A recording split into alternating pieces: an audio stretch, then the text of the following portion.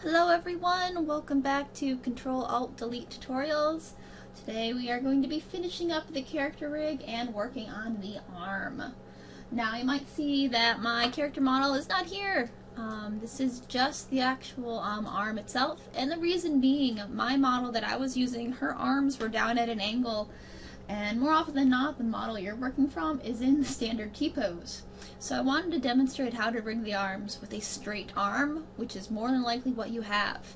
If you do have arms that are angled down, this process works exactly the same. It just might be easier for you to first see it with an arm that's flat. So that's why I don't have the model, that I'm just working from this. It's the same system that we had before. It's the shoulder joint, elbow and wrist, and then I did unparent the hand joint. We're going to be doing a lot of duplicating, a lot of controls, a lot of constraints and things. So just to make sure that my hand that you may, again, based off the other tutorials, you may have already done a lot of work on your finger controls and things, just to make sure that it's okay and it doesn't get messed up, I unparented it from the wrist. So that way it's just here, it'll be floating off on its own and we can connect it back later.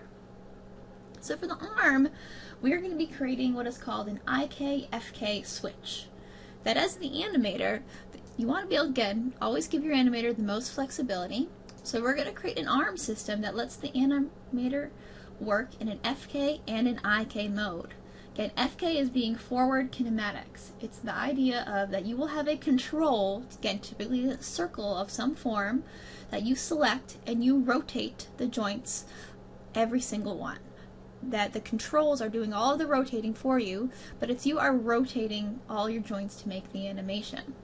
IK is like what we did with the legs, of being an inverse kinematic, where you can select one control that moves the joints for you. What we did again on the foot, and imagine there's a foot down there, with the foot control, that was an IK system. For the arms, based on animation, some animators like to work with an IK, some like FK. So with this system, you're going to be able to do both. So it's called an IK-FK switch. Now how the switch works is you're going to have 3 arm chains that are all in the exact same spot. So based on the arm that you already have that exists, we need to first rename it. That right now, again, it's shoulder, elbow, wrist, but this is going to be our real arm. So I'm going to go over here and rename. This would also be my left side, so I'll get my L back in there. So my left, and it's my real arm. And I'm going to do the same down to my elbow and to my wrist. Again, real being this is the real arm, the original arm that later will be following the other two. So I have my reals. Again, in my outliner, you would find your arm chain as well. You're going to be doing a lot of work from the outliner. And you can see that you have your 3 real joints. So we're going to duplicate this 2 times, and you're going to leave the duplicates in the exact same position. Part of the way this works for the system is that this arm is going to be following the motion of the other 2, and if as long as they are in the exact same place, the arm won't jump on you. That'll stay nice and smooth. So if you select your shoulder joint, we're just going to duplicate, Control D. I'm going to do it twice. So that way I'm going to just move my hand guy down out of the way. So there's stuff just down out of the way for the moment. So that way you will have your shoulder real chain, and then you're going to have 2 duplicates, and we need to rename these.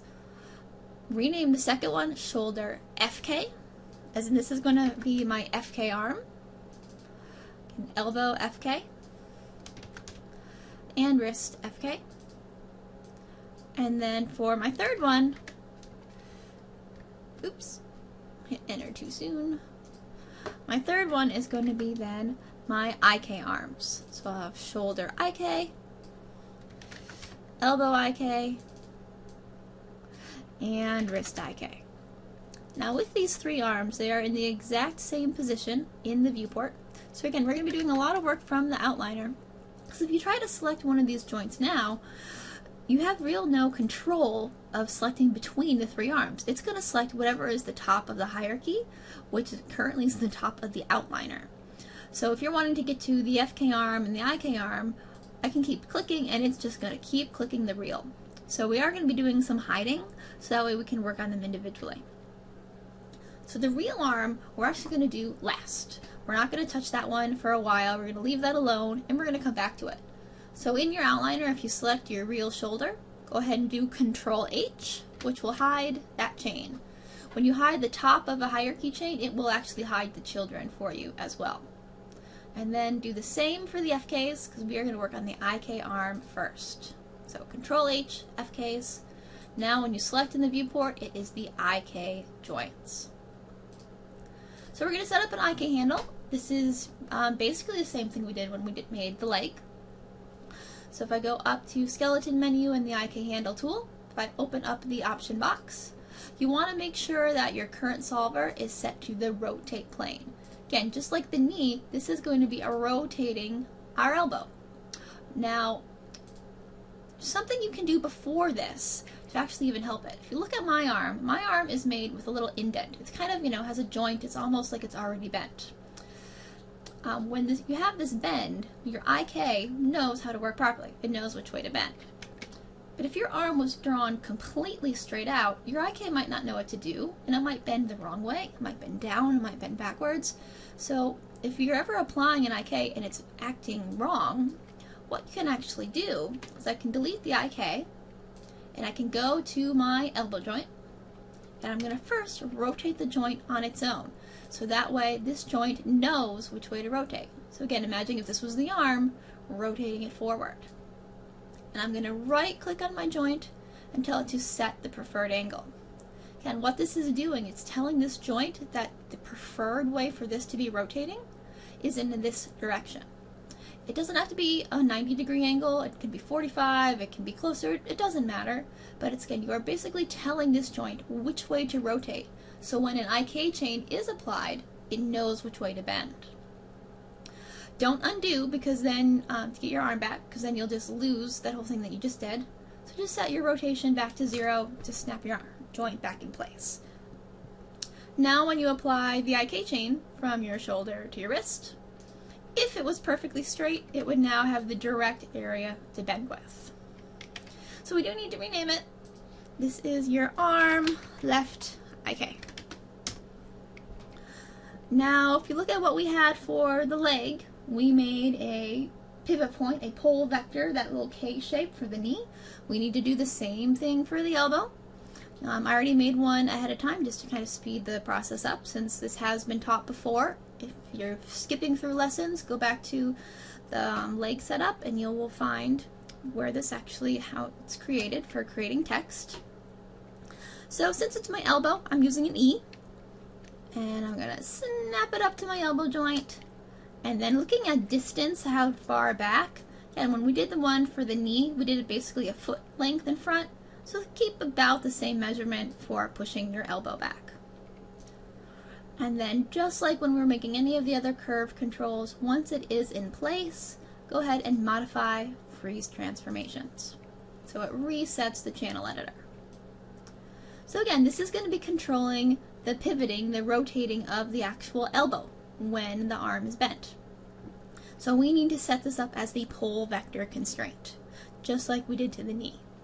So I have my elbow control selected. I'm going to shift select my IK handle, and up in that constraint menu, applying the pole vector again. So that way when I move my E, I can now pivot my elbow. Alright, so that's nice and happy. So now I need to look at my IK handle. Again, in a good rig, you're never going to see any skeleton joints, and you're never going to see IK handles sticking out of them. You will always have a nice control to select. So we need to make a controller for this. And again, just to speed time up, I did already make one. I made this kind of glove hand shape. And again, your controller can be really anything you like. I'm going to place this over my hand, so it would be kind of lined up with all those silly little skeleton, and use your geometry as your reference. And I'm going to change the pivot of this control to the wrist. So that way the control can be out, again, really easy to grab, but your pivot is from the wrist. And we're choosing the wrist because that's where the IK handle is located. That this curve, we're going to be able to select to move and animate our IK arm nice and easy. So I'm going to select my IK handle, shift select my actual hand curve, and this is just a regular parent, just P for parent. So when I select my hand control, the other one is automatically connected in the hierarchy, and I can move my arm up and down. Now with the leg, we took the knee control, the knee pivot, and parented it to the foot control, so it's always with it. I really don't suggest that with the arms. I wouldn't parent this to your hand control. I would keep it separated. You have a couple options of where you can parent it to. You can parent it to your chest control. That's usually a really common one. You'd have a chest control over here. That way it moves with the torso, but the arm is still independent. Or if you want, parent it to your global control down at the bottom. So it's completely independent, but you will then, if it's at the global, have to actually move it with the character. Some people even parent it to the root. It's the idea that you want it to follow along, but again, I wouldn't really put it with the arm. I put it somewhere back on the body. Alright, guess what? IK arm's done. Nice and easy, because we've, done that before. So I'm going to select all of these guys. Hierarchy's only going to let me select so much at a time. And I'm going to start hiding them. To move on to the next arm, I want to make sure that I don't have any of this in my way. And I'll hide that. Leave the hand floating just for reference. So IK's done. We need FK. So back in your outliner, I'm going to do Shift H to show your FK arm. Again, making sure it's the FK joints that you can now select in your scene. And with this, we're going to set it up just like we did the spine, of using constraints to be able to rotate these joints for us. Again, just for ease, I made this little circle already to kind of help with. You're going to make a circle control, again, any really control shape you like, and snap it to your shoulder joint. And then again, based on your geometry, decide how large that circle actually needs to be, so that way you can select it easily outside of the geometry of the model, and align it with the geometry of the arm. Again, you can look at the direction of the bone, you can look at the direction of your actual mesh, but align it with the arm. Once you have it in place, just like we did with the E, make sure you do Modify, Freeze Transformation. And this is my shoulder control. Again, it is the left. Make sure we get the left in there as well. So it's my shoulder, left control. I'm going to duplicate it. Go one to my elbow, duplicate again, one to my wrist. Again, I'm going to rotate those two slightly so that way, again, they're lining up with the arm. Another quick freeze transform on both of them, and then a rename. So I've got my elbow, left control, and my wrist, left control.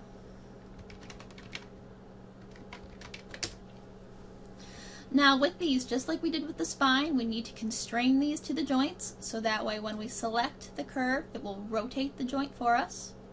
Again, in the order of your operation is you are selecting the curve first, shift select the joint, and under constrain, we're going to orient.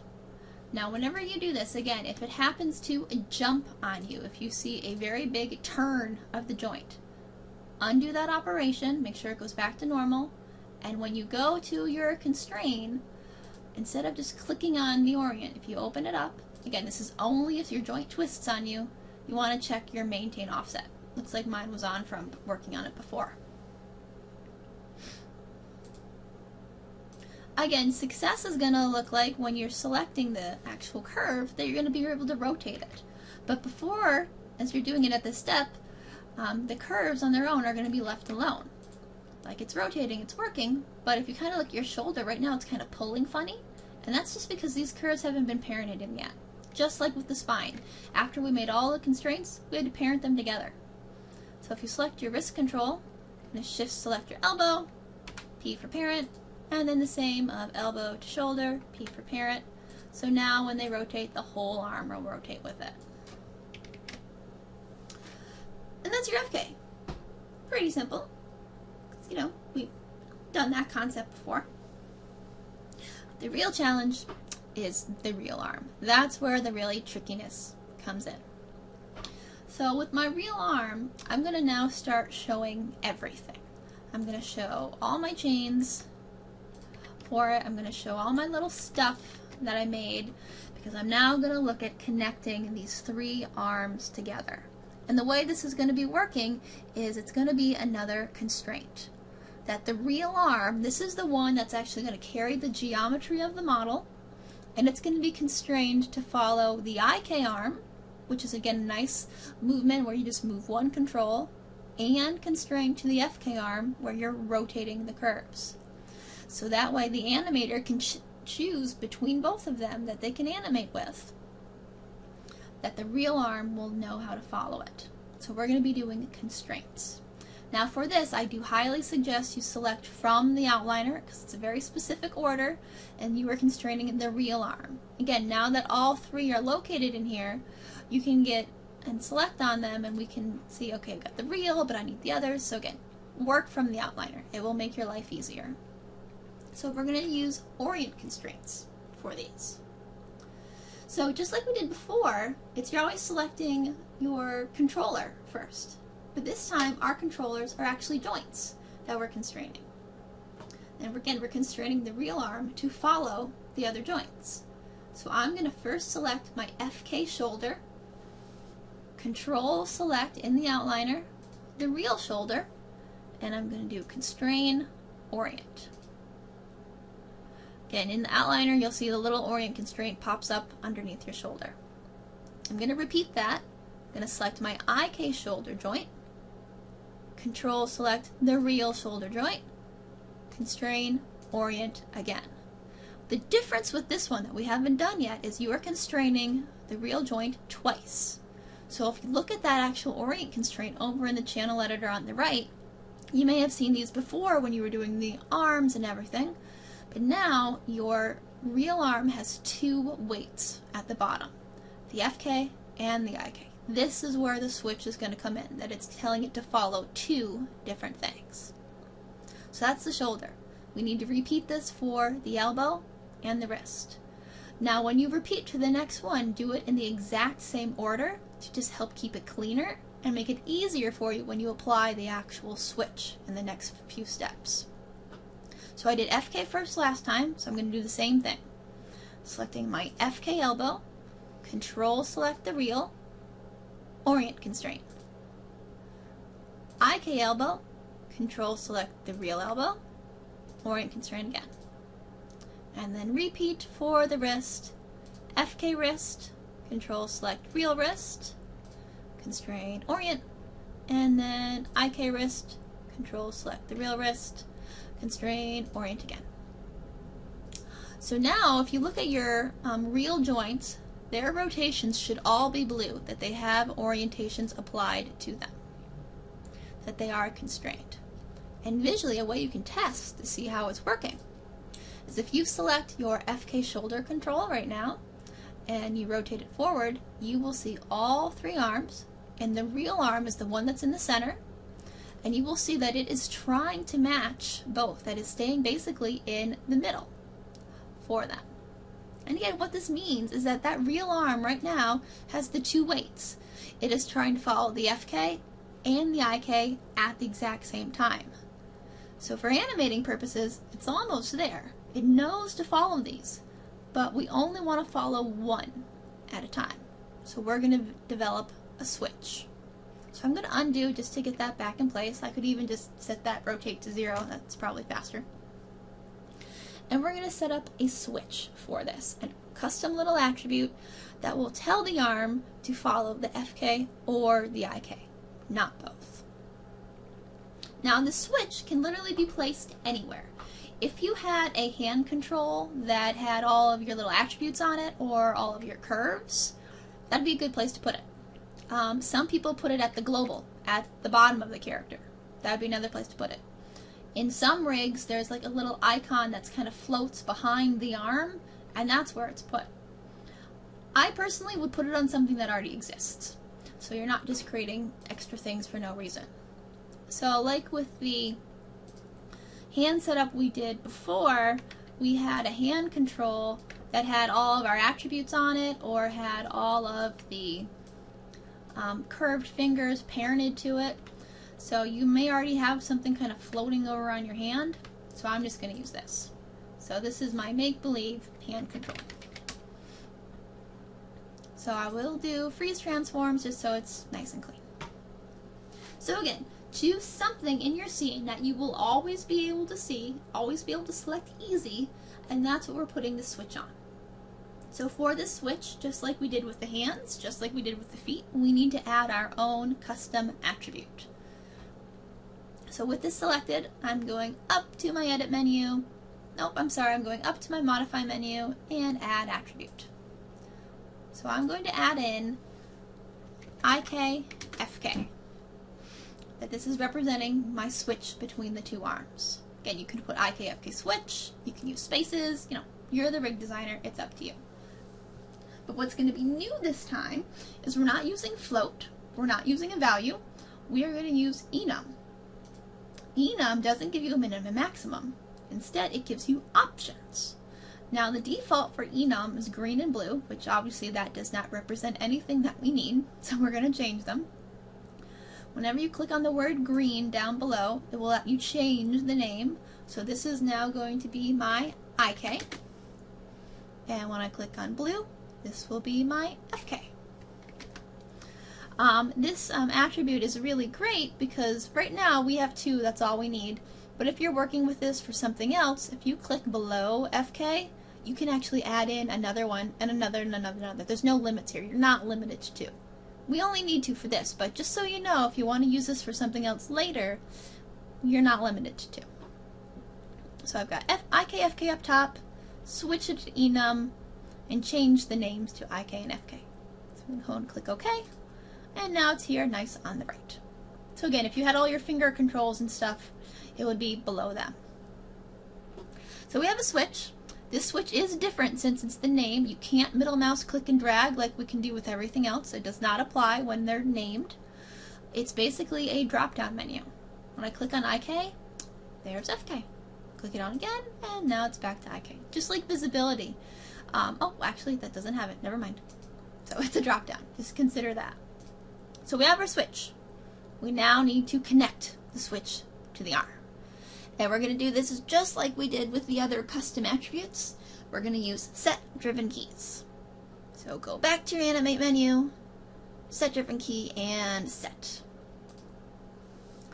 Now remember, the driver is always the one that has the custom attribute. It is your leader.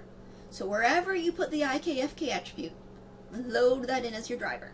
So you can be able to select IKFK up top. Now what is being driven is going to be actually the constraints. The constraint is what we were looking at to switch back and forth. Again, the constraint is what has the 2 weight values. That's what we are actually animating on and off with the IK switch. It's going to apply it to the joint so the joint knows which one to follow. Now you have to do this for the shoulder, the elbow, and the wrist. To keep it easier on yourself, just do them one at a time so you don't get anything confused. So again, my control with my IKFK switch is up top. My shoulder reel orient constraint is on the bottom, and I'm selecting both constraints, both of those weights. Now we need to check your naming for your actual little IKFK switch. So I can see I have it right now as IK is listed. So when IK is listed, if I go to my orient constraint, again just clicking on the name, for my 2 weights, you have your FK control and your IK control. So when my hand control IKFK is set to IK, I want to make sure it follows just the IK arm. So I'm going to turn FK to 0. Again, 0 is off, 1 is on. And I'm going to select IKFK again, select both of the weights, and key. Now I'm going to reverse it. Going back to my hand control, my IKFK switch, changing it to the FK attribute. Go to the orient constraint and change the values. So FK weight is 1, IK weight is 0. And key. So that's my shoulder. So I need to do it to the elbow. Again, the elbow reel orient constraint. So I'm going to load that in as the driven. Select the bottom 2 weights, and do the exact same process. When my IKFK switch is set to IK, my elbow orient constraint, FK is 0, IK is 1, and key. Again, the key button. Oops, didn't select the rename, select the names. Key button. And then switch it back again, FK, and switch the weight, so FK is 1, IK is 0. And key. And then I will repeat one more time for the wrist real control orient constraint. The real orient constraint, loading it in at the bottom. When my IK switch is set to IK, FK has a 0 weight, IK has 1, and select them both and key. Then reverse it, switch to FK, FK weight to 1, IK weight to 0, and key. Now the way we can tell if this works is if I go to my little arms and I rotate. So I just have my arms open. You shouldn't see that third arm on the real arm switching in the middle anymore. It should now be following just one. And if I go to my switch, it means my real arm should be on the FK. So I can select it in, again, curves are the FK. IK is the one with the little glove and the E. So if I select the real arm from the outliner, it should appear with the FK. And there it is.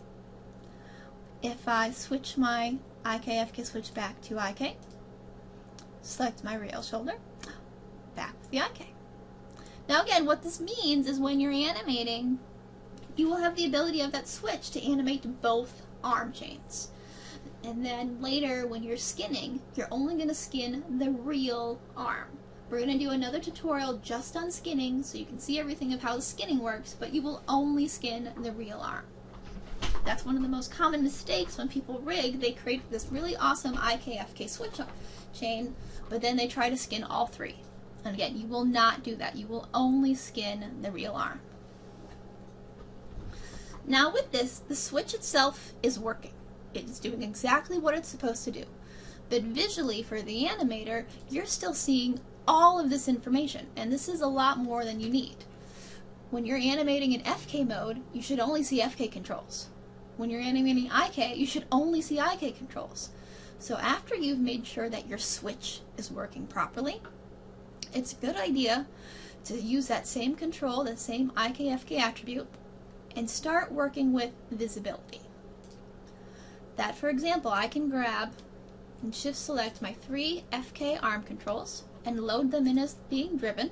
And if I select all 3, I can actually control the visibility of them.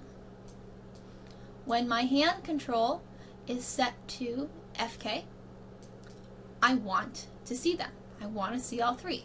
So I'm going to key it with the visibility on.